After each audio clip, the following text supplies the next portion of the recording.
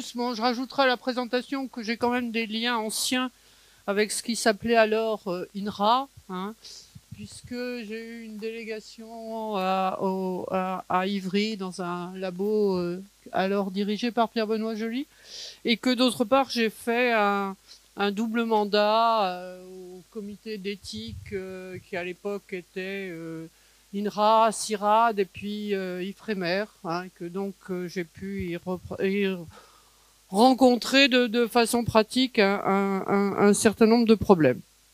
Donc, bon, ça c'est le titre que j'ai donné. On va le préciser un tout petit peu. Attendez, je mets mes lunettes, autrement je vois pas assez. Donc, oui, la question dans ce que je vais vous présenter, c'est, j'appelle ça 3 paradigmes ou 3 modèles, bon, mais ils sont successifs, donc on peut parler de paradigmes, de modèles cohérents, de l'éthique de la recherche scientifique. Alors, le plus ancien, vous connaissez certainement Max Weber, le sociologue, hein. Donc, il est du début du XXe siècle. Dans la première moitié du XXe siècle, entre les deux guerres, de 14 et de 39-45, et formulé, et ça reste la référence, une éthique de la science, bon, qui établit la liberté des chercheurs, vous verrez comment. Et puis la troisième référence que j'ai et correspond beaucoup plus et à ce que vous attendez, en tout cas à ce que les organisateurs m'ont demandé, puisque je vais réfléchir autour de la notion de science impliquée ou de science engagée et de quelle éthique ça implique. Et donc c'est là-dessus que je resterai le plus longtemps. Mais si j'ai mis les deux premiers, c'est que je pense qu'il est bon de saisir ces problèmes éthiques du troisième paradigme, qui sont des problèmes contemporains, hein, qui sont ceux, je pense, qui peuvent se poser pour les sciences et recherches participatives. Si j'ai quand même donné les deux premiers, bon, c'est que c'est une vieille tradition en philo en France de présenter une question, c'est de faire son historique. Mais là, je crois franchement que c'est important de savoir dans quel contexte théorique, par rapport à quelles références sont proposés les concepts nouveaux de sciences appliquées et d'exigences éthiques liées. Et puis que d'autre part, bon, si j'ai repris le terme de paradigme, on a tendance généralement à penser que les paradigmes, c'est des configurations et que quand une nouvelle arrive, celle d'avant s'en va. Ben, c'est pas vrai du tout, hein. Et vous verrez à quel point, même si chaque paradigme succède au précédent, vous verrez quand même à quel point les précédents restent et restent une référence. Et c'est pour ça, je pense qu'on ne peut pas aborder les questions actuelles, certaines questions d'éthique de la science, donc autour des problèmes de liberté, de liberté des chercheurs et je dirais de responsabilité des savants, enfin bon, sans voir un peu d'où ça vient et comment ça a été formulé. Donc, partons de Max Weber. Alors, si j'ai mis en français et en allemand, le titre d'une conférence que Max Weber, donc le sociologue, fait en novembre 1917, donc alors que la guerre n'est pas encore terminée, en Allemagne, sur Wissenschaft als Beruf, qui a été traduit. Il y a des gros problèmes de traduction avec Max Weber. Bon, je suis pas germaniste, je vais pas vous embêter avec ça, mais il y a des gros problèmes de traduction. Et donc ça c'est traduit comme le métier et la vocation de savant, mais maintenant c'est parfois traduit par la vocation de savant. C'est-à-dire Beruf, il y a la double référence, qui est un peu religieuse en fait. Et puis si j'ai mis le titre, c'est donc cette conférence traduite en français sous le titre du métier et la vocation du savant, est publiée dans un livre qui porte pour titre Le savant et le politique, livre qui est publié en 1959, qui sera repris après en 10-18 et qu'on retrouve toujours en 10-18, avec une préface et à l'instigation d'un autre grand sociologue qui est Raymond Aron et qui a beaucoup travaillé sur Weber. Si je vous dis ça, c'est que très souvent, on dit le savant et le politique de Max Weber. Mais non, ça n'existe pas. Il y a 2 conférences de Max Weber prononcées en allemand, l'un Wissenschaft als Beruf et l'autre Politik als Beruf, hein, le métier et la vocation de politique, et ces 2 conférences sont réunies sous un titre commun, si bien choisi, français, en allemand vous n'avez pas ça du tout, et si bien choisi qu'on a l'impression que c'est une œuvre de Max Weber.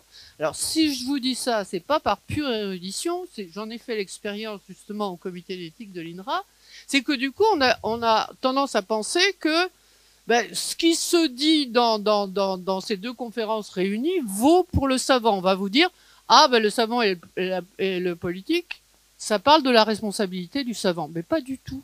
Parce que la responsabilité que définit Max Weber et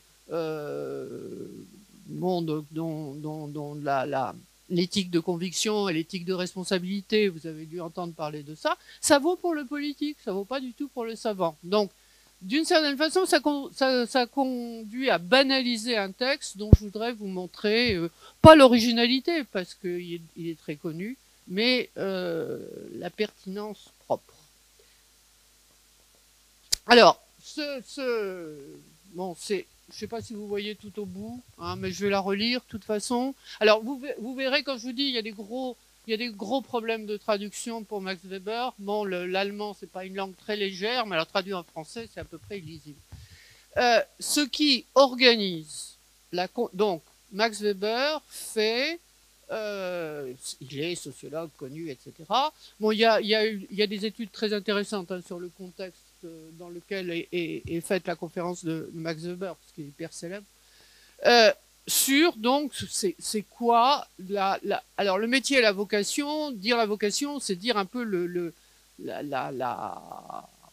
la déontologie, si vous voulez, le devoir moral du savant plutôt que scientifique. Bon, donc, on ne peut jamais exiger du savant que la probité intellectuelle, ce qui veut dire l'obligation de reconnaître que, d'une part, l'établissement des faits, la détermination des réalités mathématiques et logiques, ou la constatation des structures intrinsèques des valeurs culturelles, et, d'autre part, la réponse aux questions concernant la valeur de la culture et de ses contenus particuliers, ou encore celles concernant la manière dont il faudrait agir dans la cité et au sein des groupements politiques, constituent 2 sortes de problèmes totalement hétérogènes. Hein, vous voyez la séparation fait-valeur. Il y a d'une part ce que le savant a à faire, et il peut être dans l'empirie, établissement des faits, il peut être dans les mathématiques, réalité mathématique, il peut être sociologue, hein, constatation des structures intrinsèques des valeurs culturelles. Bon, tout ça, c'est son travail de savant, et ce travail de savant n'a rien à voir avec les questions concernant la valeur de la culture et de ses contenus particuliers, avec des questions de valeur. Hein. Et j'imagine que vous en savez aussi sur Max Weber, pour savoir que pour lui, en gros, les faits sont objectifs et les valeurs sont subjectives, plurielles et conflictuelles. Hein. C'est à propos des valeurs que Max Weber parle de guerre des dieux. Alors, qu'est-ce qu'on peut retenir de ce qui vous donne le fil conducteur? Bon, c'est une conférence à une dizaine ou une quinzaine de pages, une vingtaine. Ce qui vous donne le fil conducteur, c'est que ce qu'il fait là, il ne fait pas une distinction épistémologique. Il n'est pas en train de vous dire la connaissance des faits et la proposition des valeurs sont des pratiques intellectuelles différentes. Il ne fait pas de distinction épistémologique, ce qui permet à Raymond Aron, qui fait la préface, de dire que c'est une distinction qui ne tient pas très bien, en fait. Ce qu'il en fait, c'est un commentaire moral. Hein. Ce qu'il vous dit, ce qu'il vous donne, c'est des prescriptions morale, on ne peut jamais exiger du savant que la probité intellectuelle, c'est-à-dire une qualité morale. Et la probité intellectuelle, ça consiste à ne pas confondre les faits et les valeurs. Alors, je crois qu'il faut... je me souviens plus ce que j'ai mis après. Voilà. Hein, donc, ce que Max Weber énonce, c'est pas une étude épistémologique, une étude des conditions de connaissance, c'est un devoir moral, qui veut dire le scientifique ne doit pas porter de jugement de valeur, et c'est du point de vue de l'intérêt de la science qu'il ne faut pas mélanger faits et valeurs. Hein, chaque fois qu'un homme de science fait intervenir son propre jugement de valeur, il n'y a plus de compréhension intégrale des faits. Donc, le jugement de valeur rend trouble la connaissance scientifique, et c'est ça surtout l'idée que Raymond Aron retient dans la préface. Il y a un certain nombre de conclusions scientifiques qui nous gênent, qui gênent nos valeurs. Hein, imaginez un raciste, quelqu'un qui découvre des données biologiques qui concluraient que le racisme n'existe pas. Mais c'est pas une raison, quelle que soit sa conviction raciste, ou je vais vous dire l'inverse, parce que vous me direz, mais c'est faux le racisme. Imaginez que un scientifique qui a l'article 1, les droits de l'homme dans la tête, hein, les hommes naissent et demeurent libres et égaux en droit, donc pense à l'égalité de tous les êtres humains, face à un travail biologique qui, ça semble pas aller dans ce sens-là. Ce que dit Max Weber et que reprend Raymond Aron, c'est que il faut pas que des considérations de valeur nous interdisent de dire ce que nous trouvons scientifiquement.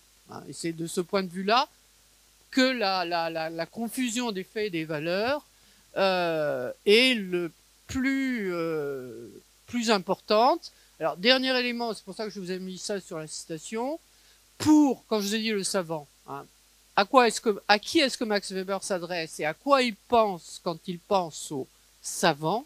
C'est un professeur d'université.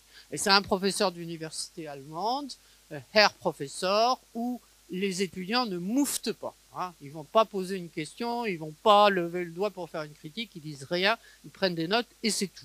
Et c'est pour ça d'ailleurs que Max Weber dit si du haut de sa chaire universitaire, le professeur mélange données scientifiques et jugement de valeur, eh bien, les étudiants n'ont pas les moyens de protester, et donc c'est particulièrement mal.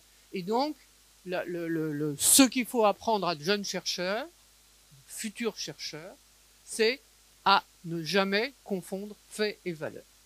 Donc, vous voyez que cette éthique, c'est à ma connaissance la première formulation claire d'une éthique du scientifique, du savant plutôt. Je dis pourquoi je préfère savant à scientifique, ou de science, est une formulation prescriptive qui énonce un devoir, et donc, là où il y a devoir, il y a responsabilité.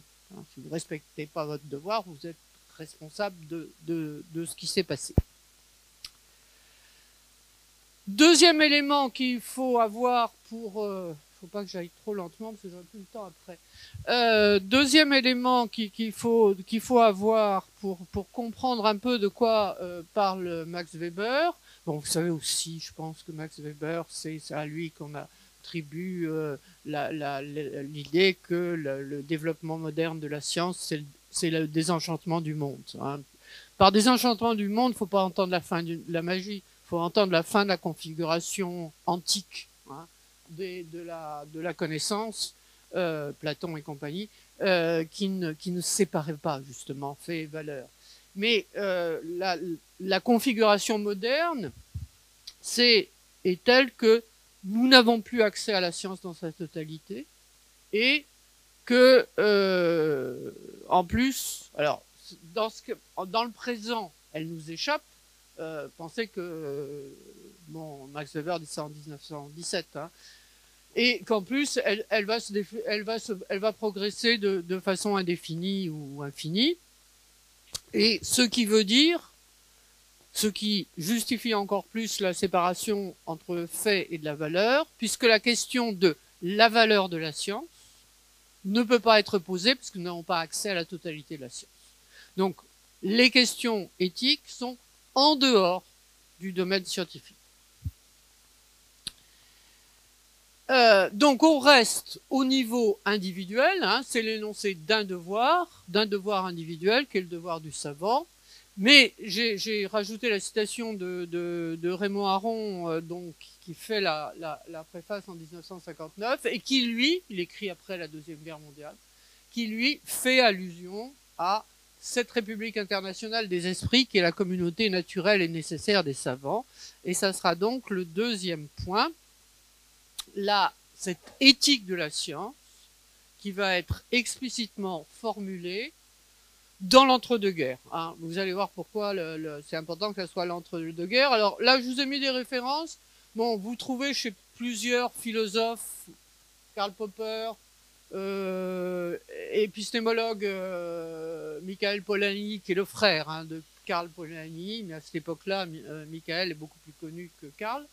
Mais parce que c'est toujours présenté comme l'éthique de Merton, j'ai pris donc l'article. Alors, Robert K. Merton est un sociologue des sciences, hein, et l'article qui énonce cette éthique, bon, je vous ai donné la référence, mais ça a été publié dans des publications, enfin des ouvrages, des collections d'articles de Merton, qu'on trouve très facilement, même en France. Alors, c'est Merton, donc, qui va formuler les 4 caractéristiques, ouais, les 4 principes ou les 4 valeurs de ce qui est l'éthique. Alors, j'ai mis institutionnalisé, nous sommes passés de l'individu à la communauté des savants, et cette communauté est professionnalisée. Alors, 4 caractéristiques. Universalisme, je vous les donne, hein, puis je vais vous les présenter. Communalisme, scepticisme organisé et caractère désintéressé de la recherche. Voilà les 4, moi je dirais volontiers principes. Voilà les 4 principes qui définissent l'éthique des scientifiques. Alors, vous allez voir pourquoi le pluriel est important, la communauté, l'organisé, tout ça est important. Alors, je vous ai repris, hein, les principales les définitions. Bon, dans l'article éthique de la science du dictionnaire d'éthique et de philosophie morale de Monique Canto, je reprends là un peu l'article que fait Jean-Yves Goffy là-dessus. Donc, qu'est-ce qu'on entend par universalisme? Les questions relatives à la vérité scientifique sont discutées et arbitrées en fonction de critères impersonnels. Par exemple, ces critères par exemple, on discute par exemple des présupposés théoriques et méthodologiques, de critères impersonnels qui ne dépendent en rien du chercheur, ni de sa race, ni de sa classe sociale, ni de son sexe, ni de sa place dans l'institution. Voilà. La vérité sur laquelle on s'entend est indépendante de la qualité de celui qui la présente.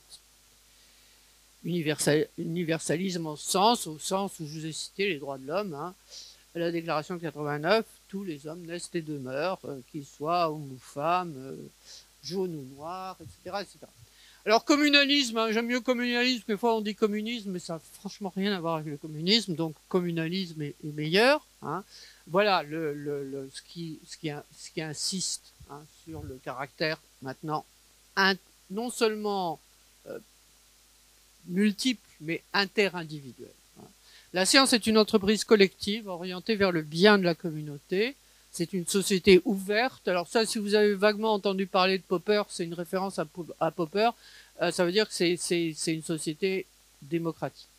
C'est une société ouverte, pour autant que les scientifiques sont tenus de rendre public leurs découvertes. Ce n'est pas une secte. Hein, la science n'est pas une société close parce qu'elle publie. Elle rend public ses découvertes, forme de transparence. Vous allez voir ressortir, vous allez voir que ce caractère est très important. Scepticisme organisé. Là encore, on en a beaucoup entendu parler hein, autour de sciences faites, sciences en train de se faire. Hein, la vérité d'aujourd'hui est l'erreur de demain. L'argument d'autorité n'a pas de valeur dans les sciences. C'est l'expérience et le raisonnement qui tranchent. Et en l'absence de preuves concluantes, la suspension de jugement, hein, c'est l'époqué en grec, hein, le fait que ben, quand on ne sait pas, on ne tranche pas. On dit qu'on ne sait pas, puis on continue à chercher. La suspension du jugement s'impose. Alors j'insiste, tout en passant rapidement, vous voyez que scepticisme organisé, ça ne veut pas du tout dire négation de la vérité. Hein, ça veut dire ne s'arrêter que sur quelque chose auquel on a consenti, ne pas recevoir une vérité. C'est contre le dogmatisme, si vous voulez, mais c'est absolument pas ce qu'on peut appeler l'agno quelque chose. Hein. C'est pas l'affirmation qu'il n'y a pas de connaissance possible. C'est à bien distinguer parce que avec les allusions au scepticisme récentes, on comprend plus toujours. Et dernier point, caractère désintéressé de la recherche. Donc, il n'est pas nécessaire que les chercheurs soient mus par des motifs altruistes, mais leurs efforts doivent tendre à l'extension du savoir, pas à la promotion de leurs propres intérêts. Alors, qu'est-ce qu'on peut remarquer sur... Donc, vous voyez que c'est une éthique de corps de scientifiques institutionnalisés, hein, pas des gens qui se rencontrent comme ça, mais bon... Bon, premièrement, c'est un idéal normatif. Hein. Ce qu'on vous dit, c'est pas ce qui est, c'est ce qui doit être. Mais vous voyez que même si la séparation fait-valeur, qui était si importante chez Max Weber, n'est plus énoncée, c'est toujours elle qui est organisatrice de l'indépendance de la communauté scientifique. Hein. La communauté scientifique met en dehors d'elle tout ce qui est prise de parti, différence, position politique. Donc ça continue à organiser. Et qu'est-ce que ça organise? Je vais revenir sur le contexte, vous le comprendrez mieux. Qu'est-ce que ça organise? L'indépendance des scientifiques. Ce qu'on est en train de vous dire, c'est que la communauté des scientifiques, elle s'auto-régule. C'est entre elles qu'elles décident de ce qui est vrai ou ce qui est faux. Hein, elle ne reçoit pas ça de l'extérieur et elle n'est pas soumise à des commandements venus de l'extérieur. On vient de vous constituer hein, c'est la déclaration de l'indépendance de la communauté scientifique. Et par rapport à Max Weber, ce qui s'est passé, c'est que ce qui était chez Max Weber un devoir, ne confondez pas les faits et les valeurs, est devenu dans l'éthique de Merton un droit. Les scientifiques ont droit de ne s'occuper que de la vérité et de ne pas se laisser influencer par les valeurs. Alors, c'est très important, c'est pour ça que je vous ai dit le contexte. Dans quel contexte hein, vous avez peut-être vu que l'article de Merton, il est en 42. Le premier article, les textes de Popper et de Polanyi sont un peu... Mais c'est dans cette entre-deux-guerres où il y a quoi? Ben, il y a la proposition inverse, qui est soit la science aryenne chez Hitler, hein, dans le monde nazi, soit encore plus la science prolétarienne dans l'URSS de l'époque. C'est donc contre hein, cette idée d'une science qui serait soumise à des impératifs politiques, quels qu'ils soient, que des gens comme Merton ou Popper ou Polanyi affirment la capacité de la communauté scientifique à s'auto-réguler sur des principes qui sont des principes démocratiques. Parce que ces principes d'égalité, ces principes de libre discussion, ces principes de, finalement, on ne se soumet que à ce à quoi on consent, il n'y a pas de principe d'autorité, on peut pas dire ça c'est la vérité, si on la discute. Ce sont des principes de type démocratique. C'est très agréable à entendre. Hein. Généralement, cette éthique, elle est bien aimée parce que elle est très valorisante, hein, des scientifiques qui ne se règlent qu'à la vérité, qui se considèrent tous comme des égaux, qui ne cèdent qu'aux meilleurs arguments, et pas mieux. Hein. Alors, à partir de là, qu'est-ce que ça vaut? Alors, le problème n'est pas de dire que ben, les scientifiques se conduisent pas comme ça, hein, qu'ils ne sont pas vraiment désintéressés, qu'ils ne laissent pas de côté leurs intérêts de carrière ou leurs intérêts de puissance. Argent, c'est une autre affaire, mais moi aussi, quelquefois. Bon, la question n'est pas là. Hein. C'est comme quand je vous dis tous les hommes naissent et demeurent libres et égaux en droit. Vous ne remettrez pas ça en question en me disant ben, les hommes ne sont pas égaux, les hommes et les femmes ne sont pas égaux, les noirs et les blancs ne sont pas égaux. Oui, ben, si on dit des normes, c'est justement parce que la réalité n'est pas conforme. S'il n'y avait pas d'infraction au code de la route, ce ne serait pas la peine de faire un code de la route. Bon, donc le fait de dire les choses ne se déroulent pas comme ça n'invalide pas une proposition qui est normative. Ça, c'est une différence acceptable entre les normes et ce qu'on décrit et ce qu'on prescrit. Le problème, donc, c'est pas de savoir si elle est réalisée ou pas. Le problème, c'est de savoir, premièrement, si elle est possible, au sens où est-ce qu'elle est cohérente, est-ce que c'est pas des exigences contradictoires?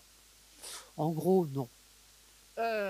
Et le problème aussi, c'est de savoir si elle peut exister dans le contexte, et comme dans le contexte tel qu'il est, c'est pour ça que je vous ai dit, elle est formulée dans le contexte de l'entre-deux-guerres, qui est celui de la montée du nazisme et la réalisation d'un socialisme qui se veut prolétarien.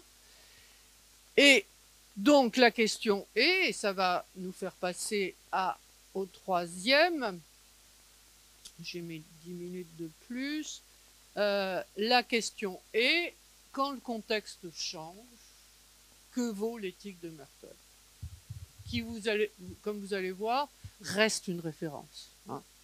Ne serait-ce, comme je vous l'ai dit, elle est très extraordinairement valorisante. Alors, c'est là que je vais faire référence donc au petit livre à la conférence de Léo Coutelec, hein, qu'il avait faite à une conférence de sciences en question, donc, qui a été publiée en 2015 chez Coae. Et donc, la science au pluriel, essai d'épistémologie pour des sciences impliquées. Je vais m'appuyer là-dessus en le remettant en contexte, parce que je pense que c'est le meilleur point de départ pour une discussion sur ce qui vous intéresse. Donc, dans ce troisième point, je rappellerai la transformation du contexte, j'en montrerai les conséquences sur l'éthique, et après, j'essaierai de voir les tentatives de redéfinition d'une éthique, après l'impossibilité de l'éthique de Merton. Alors, la transformation du contexte, je vais très vite, hein, mais bon, si j'ai dit le texte de Merton en 42, c'est 42, c'est avant le projet Manhattan, c'est-à-dire avant le projet fait par les États-Unis qui sont rentrés en guerre de faire la bombe atomique. Ça va transformer le contexte, hein, c'est plus une science indépendante qui décide de ses objectifs, ça va être de plus en plus une science sur projet, hein, une science sur projets globaux, bien au-delà de l'unité du laboratoire.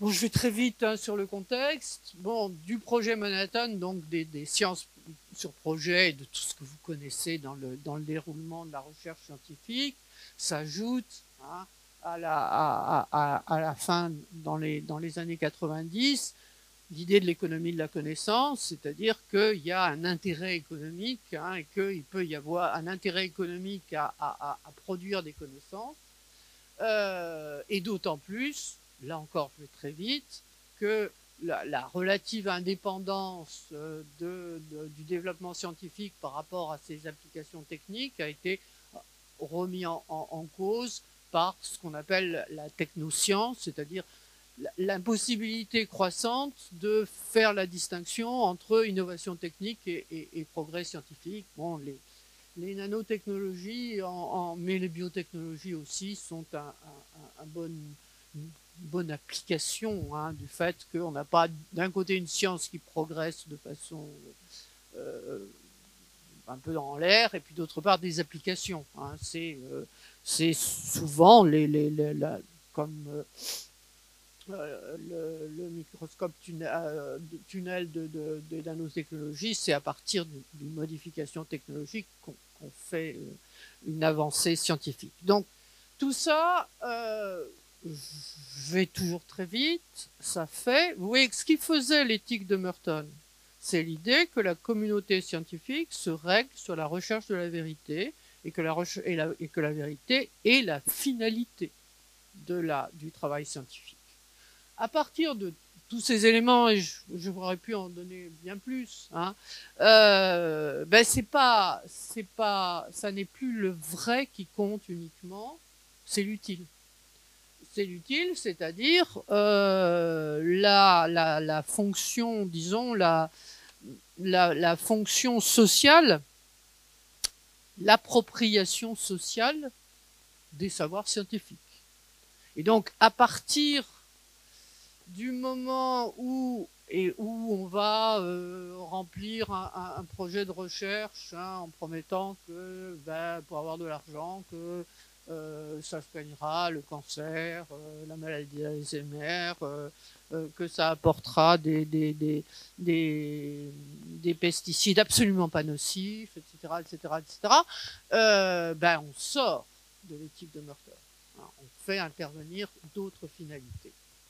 Le deuxième élément, alors c'est surtout là-dessus qu'insiste Léo Koutelek dans sa conférence, le deuxième élément nouveau, alors souvenez-vous, hein, déjà Max Weber vous disait l'unité de la science, on la voit pas, hein, elle s'est séparée en quantité de branches qui vont progresser, on ne sait pas comment. Bon, je dirais, ce que dit Léo Koutelek, il a tout à fait raison, c'est que ce pluralisme est constitutif maintenant du travail scientifique, hein, aussi bien dans les méthodologies, dans la temporalité. Donc c'est pas seulement la différence des branches du savoir qu'on pourrait ensuite réordonner dans une classification des savoirs. Il n'y a plus, hein, de classification des sciences. Donc il y a une pluralité irréductible de domaines ou de disciplines scientifiques, si bien qu'on peut dire à partir de là que parler de la science, c'est pas une description épistémologique, c'est une prise de position idéologique ou politique. En un sens, la science, ça n'existe pas. Et d'autre part, par opposition justement au discours sur la science, le pluralisme, bon, c'est la position de Léo Koutelek, mais moi je la reprends volontiers, le pluralisme est une bonne chose.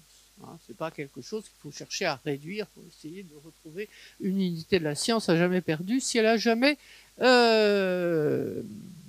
existé. Mais vous voyez qu'à partir de là, ça a deux conséquences. Premièrement, le développement du processus scientifique, hein, je n'ai pas voulu écrire de la science, le développement des processus scientifiques, de ces processus scientifiques intimement liés à la technique, échappe aux scientifiques. Les scientifiques n'ont plus la maîtrise du développement de la science, des sciences.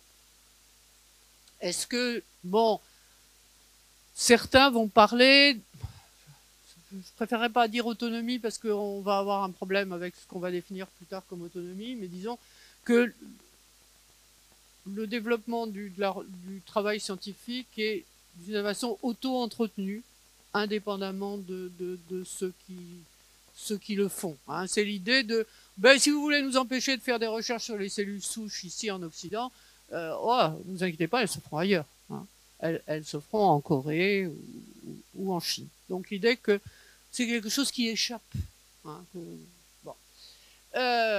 Donc de ce point de vue-là, l'indépendance de la communauté scientifique qui était la base de l'éthique de Merton, la possibilité de la communauté scientifique de s'auto-réguler, ben, on peut commencer à se demander ce que ça devient. Hein. Est-ce qu'il y a vraiment une indépendance de la communauté scientifique? Deuxième élément, c'est que les scientifiques eux-mêmes sont de plus en plus impliqués dans des processus sociaux. Alors, j'ai mis Nolens-Volens, hein, qu'ils le veuillent ou non. Il y a des cas où, bon, des scientifiques, et c'est peut-être ça, l'espionnage, ou bon, l'idée que ben, finalement, on ne fait pas ce qu'on veut, hein, et on se trouve impliqué dans une recherche scientifique qui débouche sur des conséquences dont on ne veut pas, hein, et que, bon, ben, ça échappe aux scientifiques. Mais aussi en le voulant. Et alors moi, je m'occupe beaucoup d'écologie et d'environnement, donc je prendrai des exemples de ce côté-là.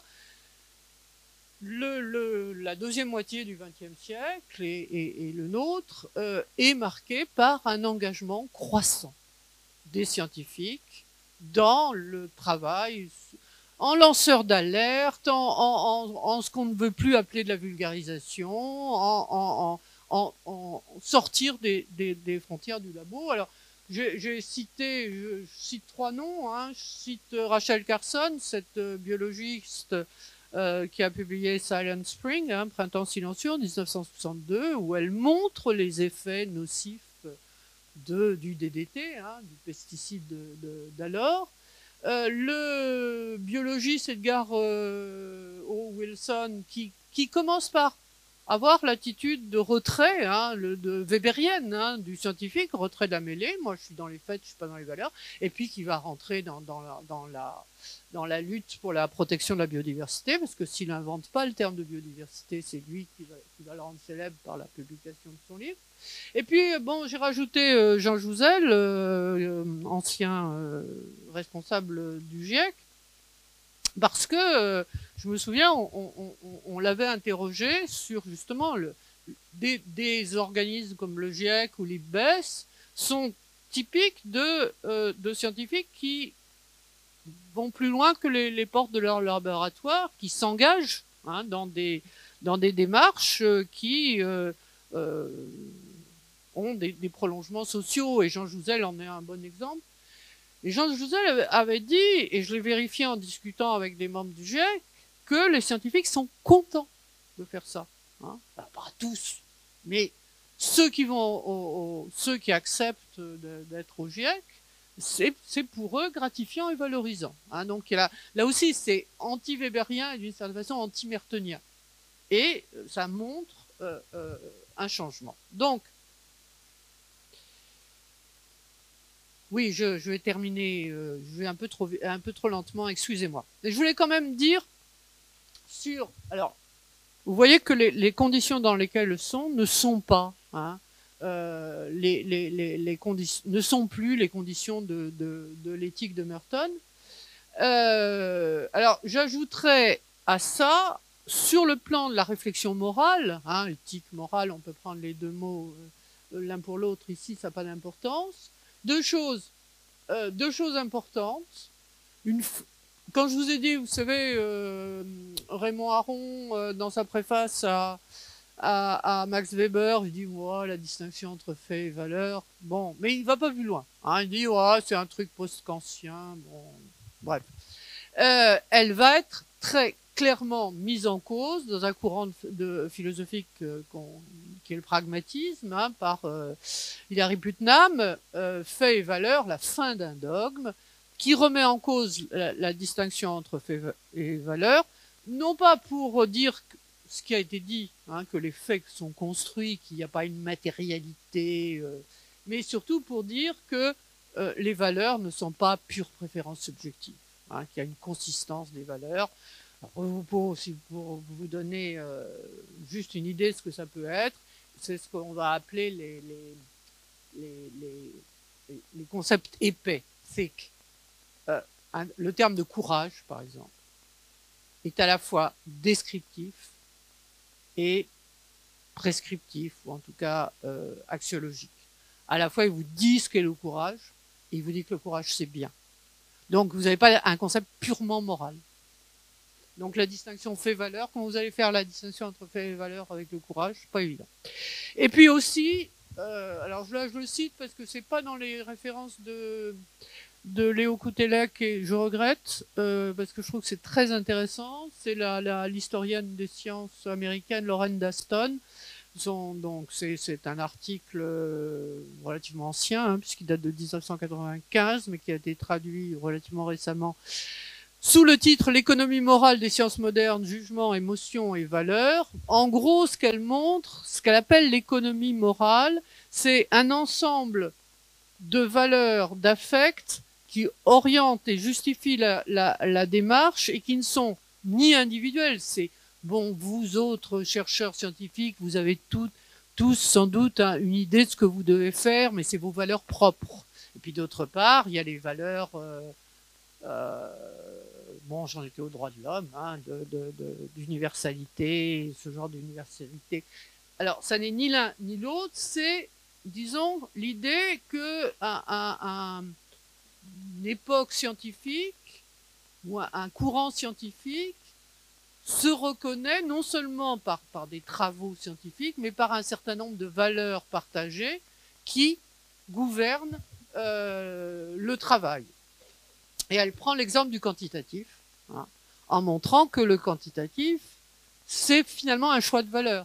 Parce que choisir le quantitatif, c'est choisir un certain type de rigueur, peut-être au détriment d'une autre forme de pertinence. Hein. Et que donc, dans l'opposition entre différentes façons de connaître, il n'y a pas seulement des méthodologies différentes, il peut y avoir un certain nombre de valeurs, comme le choix du quantitatif, qui orientent le travail. Donc ça conduit aussi à dire, attention, il y a des valeurs à l'extérieur, bon, et j'ai suivi Max Weber et Merton en vous disant, en gros, c'est les valeurs de la cité, hein, les valeurs extérieures, mais il y a aussi des valeurs intérieures au travail scientifique. Là aussi, la distinction entre fait et valeur est remise en cause. Alors,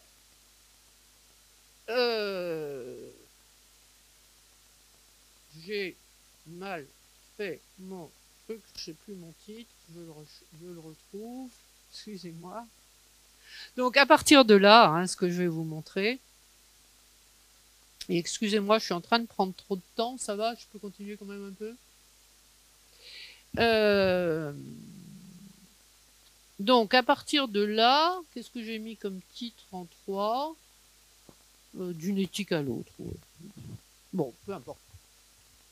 Donc oui, de l'éthique de la communauté scientifique à l'éthique des sciences impliquées, et c'est là que je vais répondre à la demande qui m'avait été faite expressément par les organisateurs de cette école, de revenir un peu sur les concepts d'autonomie, d'impartialité, de neutralité et d'intégrité. Bon, en fait, l'intégrité, bon, vous l'avez vu apparaître chez Max Weber avec la probité, hein, c'est ça.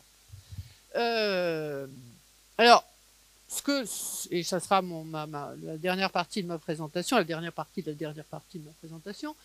ce que je voudrais vous montrer, c'est pour ça que je vous ai repris l'éthique de Merton, etc., c'est que dans l'éthique de Merton, vous ne pouvez pas faire la distinction entre autonomie, impartialité, neutralité, bon, et intégrité qui vient un peu se rajouter, mais que, au contraire, et c'est le travail de Koutelek, mais qui s'appuie sur des travaux d'autres personnes qui ont réfléchi sur l'éthique des sciences, c'est au contraire en distinguant entre autonomie, impartialité et neutralité que, bon, parce que j'en reste dans le travail de Koutelek va pouvoir à la fois se dégager de ce qui devient impossible dans l'éthique de Merton et en même temps conserver un minimum d'éthique. Parce que le risque, hein, si vous avez fait une présentation beaucoup plus Science Studies, hein, je vous aurais dit, ben, il n'y en a plus d'éthique des scientifiques. Merton, c'est fini. Donc, chacun fait ce qu'il peut comme il entend, et puis de toute façon, c'est plus ou moins des rapports de force. Le travail de Koutelek, c'est à la fois de tenir compte de cette transformation, nous ne sommes plus dans l'éthique de Merton, tout en réservant une place pour quelque chose comme l'éthique du scientifique. Alors, voyons-le, pour terminer.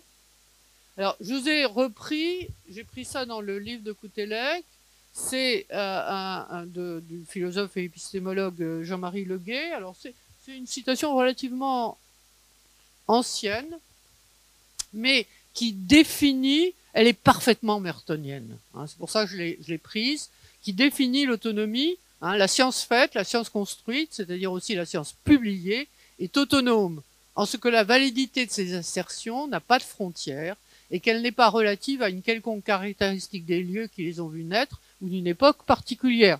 Vous voyez, vous retrouvez hein, les caractéristiques, universalisme, communalisme, désintéressement.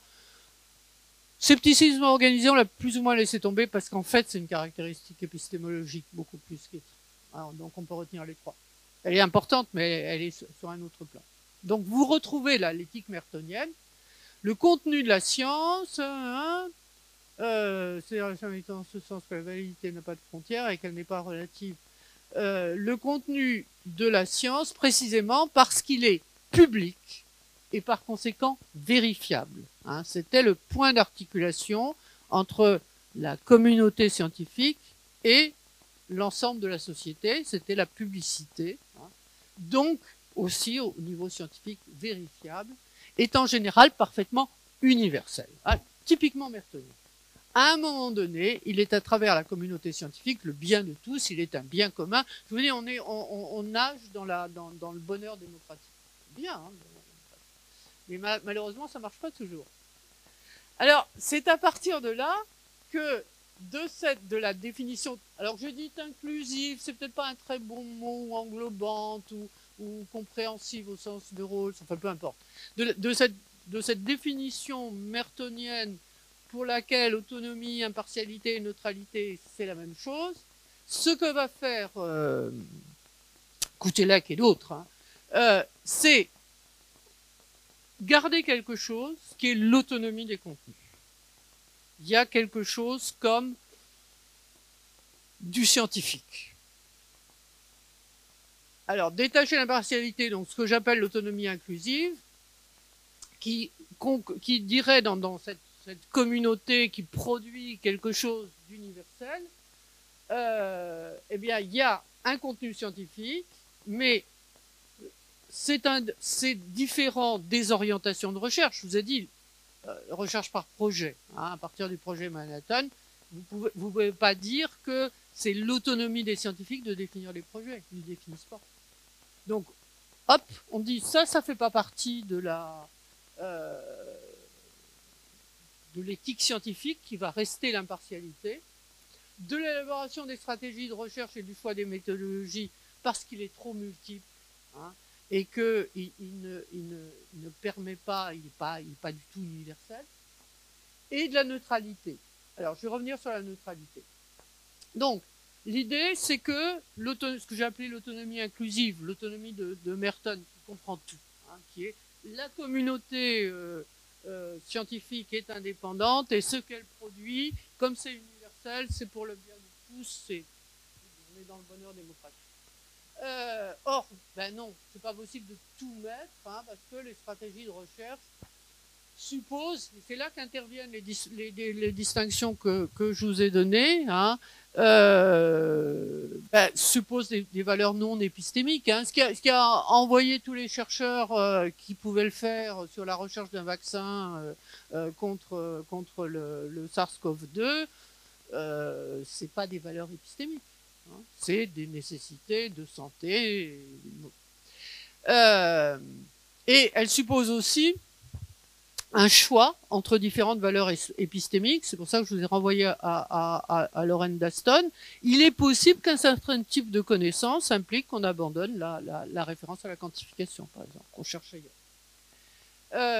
Mais aussi, insiste, je ne sais plus lequel, mais quelqu'un, je ne sais pas le nom ici, arrive l'idée, alors pour ça, il faudrait retrouver tout ce que des gens comme Jean-Pierre Dupuis ont dit mais derrière chaque science, il y a un projet métaphysique. Hein, il n'y a pas seulement la connaissance, il y a par exemple l'idéal baconien, connaître la nature pour la maîtriser. Hein. Quand arrivent les problèmes écologiques, on se dit, ça fait peut-être pas partie de toute science, hein, que cette volonté de déboucher sur des des connaissances qui permettront de maîtriser la nature. Bon, ce n'est pas ça qu'on cherche. Et tout ça dans un contexte donné. Donc, dernier point, là je vous ai dit, l'impartialité, c'est l'autonomie inclusive moins les projets et toute la dimension de valeurs épistémiques sur lesquelles on peut toujours discuter. Alors, à cela, la neutralité, définie comme l'absence d'implication des valeurs dans les résultats d'une science impartiale, c'est l'idée, je vous dis, on est toujours dans le bonheur démocratique, que c'est universel, les connaissances scientifiques sont universelles au sens aussi où elles sont universellement appropriables et elles n'impliquent pas tel type d'action, par exemple, contrôle de la nature. Or, l'idée, c'est que il n'y a pas de connaissance neutre. Il n'y a pas de connaissance qui soit complètement détachée de ces appropriations possibles. Et à partir de là, on ne peut pas y arriver. On ne peut pas donner une connaissance qui sera appropriable par tout individu, toute collectivité dans leur demande propre. Tout ce qu'on peut faire, c'est multiplier les possibilités. Et donc, par exemple, si on a distingué entre les sciences qui détruisent et les sciences qui restaurent pour aller vite, ne pas développer les connaissances uniquement du côté du contrôle, mais développer les connaissances aussi qui permettent de lutter contre les effets involontaires qu'on n'a pas prévus. Donc ne pas faire ce qui s'est passé au moment de la crise de la vache folle, où on s'est rendu compte qu'il y avait pour ainsi dire plus de labos en Europe qui travaillaient sur le prion. Donc au contraire, diversifier la connaissance scientifique. Et donc c'est pas réalisable, c'est pas non plus souhaitable. Alors ce que j'appelle la science impure, c'est la réalité de la science, elle n'est pas meurtonienne, elle n'est pas faite par des individus tous égaux les uns aux autres dans un esprit de coopération complète et indépendamment de toute demande venue de l'extérieur. Donc, voilà, ouais, pardon, vous voyez, on n'est pas loin de la fin. Voilà la définition, je reprends à Léo Goutelec la définition des sciences impliquées.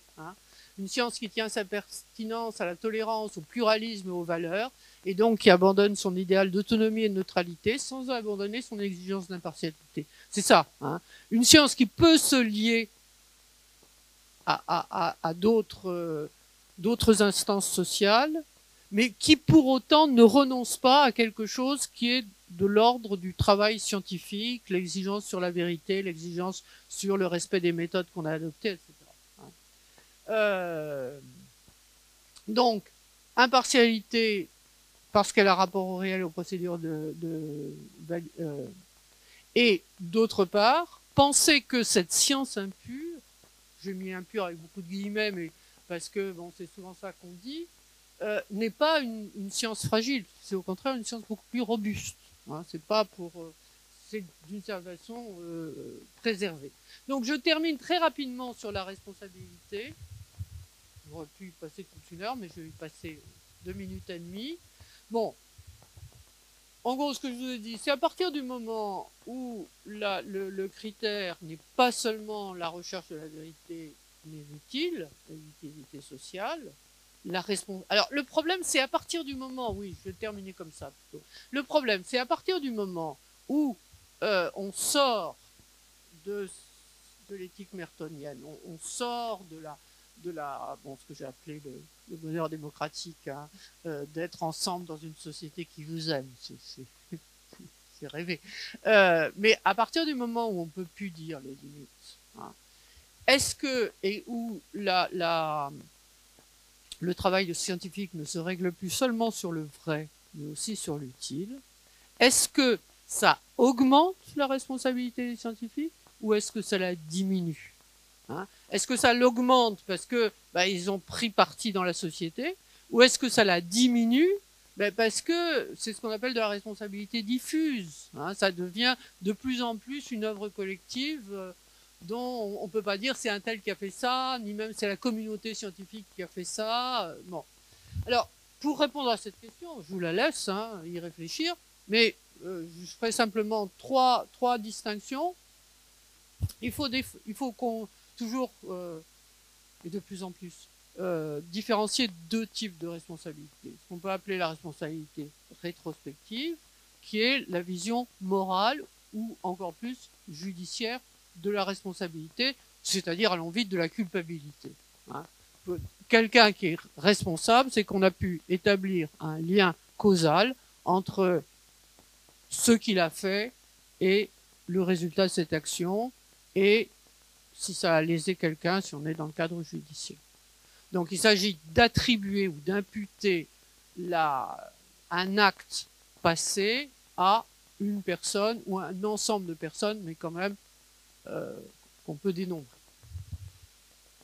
De cette responsabilité rétrospective, il faut distinguer, mais c'est dans le sens du mot, une responsabilité prospective qui porte sur un engagement à faire quelque chose.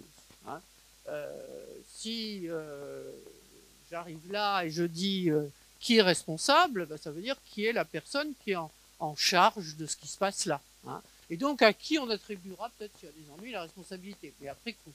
C'est une responsabilité pour ce qui vient. Alors, si vous avez entendu parler de Hans Jonas et du principe responsabilité, c'est de cette responsabilité-là qu'il s'agit, c'est-à-dire d'un engagement, mais qui du coup devient collectif et politique, non pas moral et individuel, vis-à-vis d'actes à venir, l'engagement de faire en sorte que les choses se passent d'une certaine façon. Donc c'est à ce moment-là, être responsable, c'est être responsable, répondre d'eux, c'est se porter collectivement. Et alors, je voulais ajouter à ça, alors Iris Marion Young est une philosophe américaine aujourd'hui, qui est morte aujourd'hui, mais bon, qui est contemporaine, et qui a inventé un nouveau concept de responsabilité qu'elle appelle responsabilité relationnelle, et qui me paraît convenir très bien dans ce que je vous ai dit. À partir du moment où on ne peut plus faire les limites de la communauté scientifique, on est dans une situation qu'on pourrait appeler de responsabilité diffuse, où il n'y a plus de lien de causalité clair entre les actes, les conséquences et les personnes touchées par ça. Donc, et ce qu'elle appelle the social connection model, qui est l'idée de... Alors, c'est pas une idée judiciaire, ça amène pas devant un tribunal, c'est plutôt une sorte d'engagement, pas une sorte, un engagement politique qui est je suis responsable quand j'ai des relations avec ce qui se passe. Alors je vais vous donner un exemple. L'exemple pour saisir, parce que tel que je le dis, c'est pas très clair. C'était en relation avec des étudiants d'un campus américain qui portaient des t-shirts fabriqués dans des sweatshops là, au Bangladesh ou en Chine. Bon. Et la question était, bon, ils portaient la sueur des ouvriers et les ouvrières surtout surexploités des usines textiles. Et l'idée c'est, ben, les portent, ils sont responsables, ils sont liés à ça.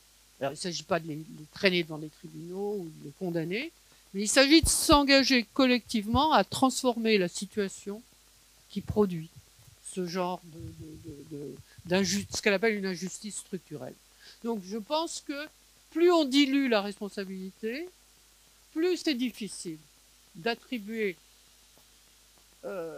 rétrospectivement des responsabilités, plus on n'est pas forcément dans le cas où on va désigner des responsables, on se trouve pris dans une responsabilité, et la question c'est comment l'assumer.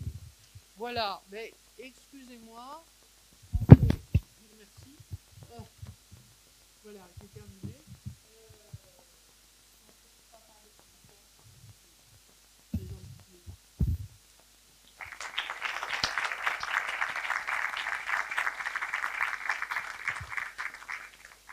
Merci Catherine. On a un peu débordé, mais enfin, sincèrement, moi je pense que ça valait le coup de prendre ce temps-là, surtout que vous finissez sur des questions qui qui risque de pas mal nous occuper dans les jours qui viennent. Donc voilà. Je ne sais pas si je parle au nom de tout le monde, mais je considère que ça valait le coup d'attendre. Et je vais partir du principe qu'il vous reste encore tous un petit peu d'énergie en attendant le repas. Donc on peut peut-être prendre encore un petit peu de temps pour des questions. Christophe, ouais. Oui, merci beaucoup. Alors, doublement merci, parce qu'en fait, dans la première école chercheurs sur les sciences et recherches participatives, on avait eu une conférence de Léo Koutelek. Et donc, 4 ans après, c'est bien, je trouve, de reboucler un peu la boucle avec cet éclairage historique. Enfin, personnellement, j'ai beaucoup apprécié ce que j'ai vu donc les deux conférences. Mais alors, du coup, c'est plus une réflexion, une question. C'est qu'une question. Enfin, aussi, c'est aussi une question. Mais est-ce que par rapport à tout ce que tu as dit, finalement, aujourd'hui, les scientifiques, moi, ce que j'ai compris, c'est qu'en fait, il y a il y a une exigence, c'est l'exigence épistémique, c'est ce que Léo appelle peut-être l'impartialité, c'est ça, c'est l'exigence épistémique. Et de l'autre côté, il y a une responsabilité qui est réfléchir à la conséquence de ses actes. Est-ce que finalement, ça se réduirait pas à ça, l'environnement éthique du scientifique d'aujourd'hui?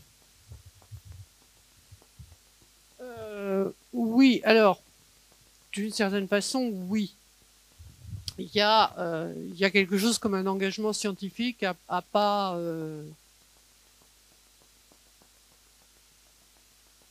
reculer sur la question de la vérité, en gros. Alors, vous avez peut-être remarqué que je ne vous ai parlé de liberté que collective. La seule façon dont je me suis référé à la liberté des scientifiques, c'est leur liberté comme communauté, leur liberté pour travailler ensemble.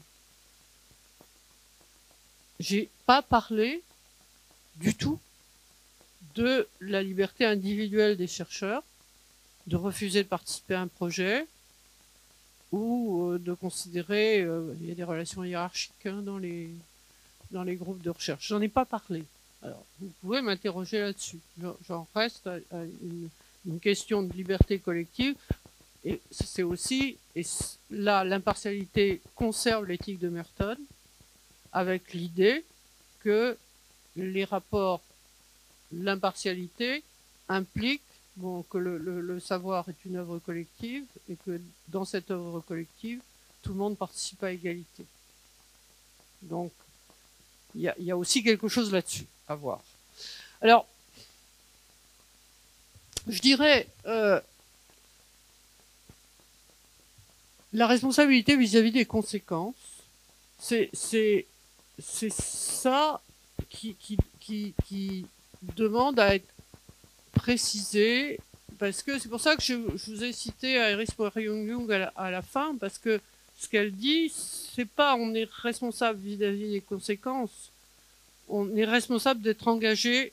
Quand on est engagé dans une situation qui produit des injustices, la responsabilité, ça consiste à agir pour supprimer, ou en tout cas aider à supprimer ces injustices. Alors aussi, et là je me souviens de mon passage au comité d'éthique de l'INRA, ça implique, parce que toute cette, ce que je vous ai dit, l'économie de la connaissance, la recherche par projet, tout ça, ça donne une économie de la promesse. Et ça, moi je dirais qu'il y a une responsabilité des chercheurs de ne pas se faire prendre à promettre des choses qui savent très bien qu'ils ne tiendront pas, ou qui ne sont qu'un prétexte pour continuer à faire leur travail. Et puis, par rapport aussi à ce qui est votre question, enfin votre condition de recherche participative, donc de faire participer les non-scientifiques à la recherche scientifique, je comprends bien. Ça veut dire justement, c'est constituer des collectivités qui sont pas à égalité de chercheurs. Donc ça pose des problèmes. C'est pour ça que j'ai insisté sur le fait que le travail scientifique, c'est ça qu'il n'y a pas du tout chez Max Weber. Que le travail scientifique, c'est une entreprise collective. Et que donc, il y a l'éthique là-dessus, c'est une éthique des rapports sociaux, et des rapports sociaux déterminés. Il y a aussi la possibilité de, dans ces sciences engagées, je vais vous expliquer pourquoi je dis engagées, de conflits, de devoirs ou de responsabilités. Je vais prendre un exemple. J'ai été l'économiste catalan Joan Martínez Alier, qui dirige à Barcelone un labo important qui dresse l'Atlas de justice environnementale, donc le répertoire de tous les conflits redistributifs autour de questions écologiques dans le monde. Comme c'est des travaux financés par l'Europe, très financés par l'Europe, il y a des rapports à faire. Et parmi ces rapports, il y a un rapport éthique. Et Joan Martínez Alier m'a demandé de faire le rapport éthique, et donc je suis allé discuter avec les chercheurs à Barcelone avec les chercheurs du labo. Il peut y avoir des cas alors ce sont des gens qui font ils sont en thèse ou en postdoc sur les conflits environnementaux. Et il peut y avoir des conflits entre leur justement impartialité de chercheurs et leurs caractéristiques engagées. Il peut aussi arriver qu'on va différents types de conflits. Par exemple, qu'est-ce qu'ils font s'ils savent qu'ils vont ils peuvent pas traiter à égalité tous leurs informateurs parce que il y a des conditions de conflit où ils peuvent pas les traiter à égalité. Donc c'est ce genre de problème, je veux dire, qui se pose. Il me semble que ce qu'il y a d'extraordinairement rassurant dans l'éthique de Merton, c'est que c'est une communauté homogène. Or, premièrement, la communauté scientifique n'est pas homogène, égalitaire. Et deuxièmement, dès qu'on en sort, c'est de plus en plus hétérogène. Donc moi, je verrai les problèmes là. Merci. Une autre question, quelqu'un?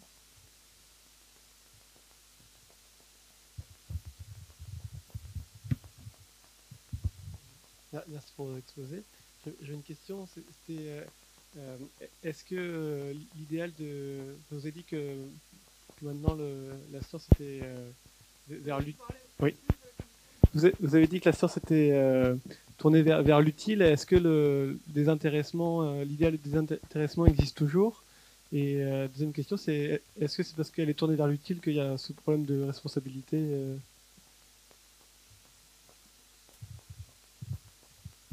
Je crois que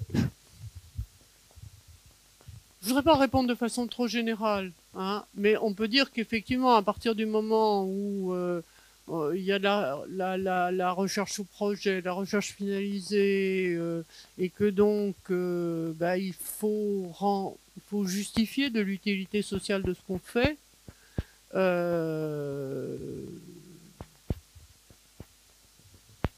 Alors le désintéressement, c'est de plus en plus difficile de dire qu'on travaille uniquement pour le vrai. Et la responsabilité, on l'assume. Je veux dire, quand on remplit, on répond à un appel d'offres en disant, voilà, ma recherche elle va être très utile parce que elle va, je vous prends des trucs type INSERM, hein, c'est le plus gros, le cancer, la maladie d'Alzheimer, etc., le Covid ou n'importe quoi. Oui, on prend une responsabilité plus grande que si on dit je cherche le vrai. Oui.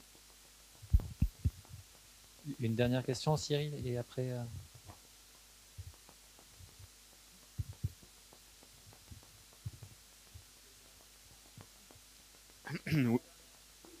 Oui. Puisque vous nous y incitez, je voulais vous interroger sur la question de la liberté collective et de la liberté individuelle, et en particulier dans un contexte de recherche largement basé sur des recherches sur projet. Mon impression, c'est qu'il faut des individus libres pour avoir une liberté collective, et je ne suis pas sûr que la recherche sur projet y incite particulièrement. Je voulais avoir votre avis là-dessus. Et plus largement sur la relation individuelle et collective. Alors, sur la recherche individuelle, je dis ça parce qu'une fois j'avais été... c'est un étudiant de chez vous qui m'avait contacté sur ça, quoi. Et visiblement, il considérait son directeur de labo donneur d'ordre comme une atteinte à sa liberté. Bon. Et donc à la liberté scientifique. J'avais essayé de lui expliquer que c'était peut-être pas si simple que ça. Donc c'est pas si simple que ça. Ceci dit, ce que je dirais, bon, je dis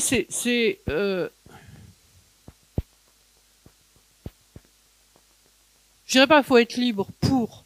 Je dirais il faut que les conditions institutionnelles permettent à une certaine liberté de s'exercer. Alors là, je dirais, pour ce que je sais du milieu de la recherche, ces conditions n'existent pas. Et pas seulement, alors, recherche par projet, hein, mais on peut dire plus généralement, ça a été étudié sociologiquement. Comment une recherche dominante appelle des recherches dominantes et en détourne d'autres. On a même montré, par exemple, comment s'il y avait eu tant de femmes qui travaillaient sur les primates, chimpanzés, etc., c'était que c'était assez mal vu dans le milieu de la recherche. Ça peut avoir des effets positifs. Mais de façon générale, je dirais qu'il me semble que les conditions d'un exercice libre de ses capacités intellectuelles n'existent pas dans le milieu de la recherche actuelle. Voilà. Mais ça ne veut pas dire que la liberté individuelle, c'est faire ce qu'on veut. C'est ça que j'avais essayé d'expliquer à l'étudiant qui m'avait... Une toute dernière question ? Oui. Moi, je reviendrai bien à la responsabilité relationnelle dont vous avez parlé. Si je faisais de la provoque, je dirais qu'on fait, si on a envie de s'engager dans des démarches participatives, c'est peut-être pour diluer notre responsabilité. Mais au-delà de ça, quand on part dans des démarches participatives, on met en place un cadre éthique. On essaye avec les partenaires. Et je prends conscience qu'on ne parle jamais, ou très rarement, de responsabilité finalement, parce que nos partenaires sont effectivement autant responsables que nous des résultats obtenus. Bon, je sais pas, voilà. J'ai pris conscience de ça. Si vous avez 2-3 trucs de plus à nous dire là-dessus.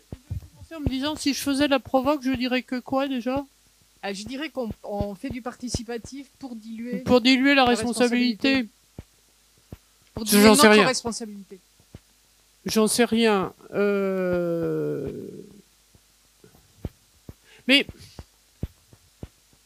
c'est là que je vous dis, il n'y a pas de... Bon, Iris Marion Young, elle cite Sartre à plusieurs reprises. On est engagé d'une certaine façon. On est pris dans une situation où on peut pas dire qu'on y était pour rien, on peut pas dire non plus qu'on y était pour tout. Et c'est ce que j'ai appelé la situation de responsabilité diffuse. Et ce qui me semble intéressant, c'est les moyens qu'il y a pour ne pas tomber dans des issues caricaturales et assumer ce type de responsabilité. Je vais pas prendre un exemple dans les recherches participatives, mais dans moi ce que je fais qui est les questions écologiques. Je considère par exemple qu'il y a une certaine façon de dénoncer Monsanto comme coupable de tous les maux, qui est une façon de se dégager de toute responsabilité qu'on a et qu'on a pourtant parce que on mange certaines choses, que nos modes de vie favorisent un type de production qui va chercher des appuis chez Monsanto. Donc, si je suis passé de la responsabilité judiciaire et on a fait un procès à Monsanto, un faux, il n'est pas venu, mais dans les règles, pour parler, bon, de responsabilité prospective, mais c'est trop tourné vers l'avenir, et passer à à Iris Marion Young, mais j'aurais pu vous citer aussi des théoriciennes du care, hein, comme Carol Gilligan ou John Tronto, ou des gens comme ça, pour dire, bon, moi, si vous voulez, mon problème, c'est pas, je crois, de diluer la responsabilité. Le problème, c'est au contraire de vouloir trouver à tout prix le responsable. Or, nous sommes dans une situation, il y en a, mais on est tous un peu responsables de quelque chose. C'est plutôt ça que c'est pour ça que j'ai du mal à comprendre votre c'est se décharger de la responsabilité. Non, moi je pense pas. Je pense ça serait se décharger de la responsabilité si vous disiez ah oui c'est sa faute, cette espèce de nulard, il a saboté le truc. Mais sinon non. C'est partager des responsabilités et on est dans des situations de plus en plus de responsabilités partagées, me semble-t-il.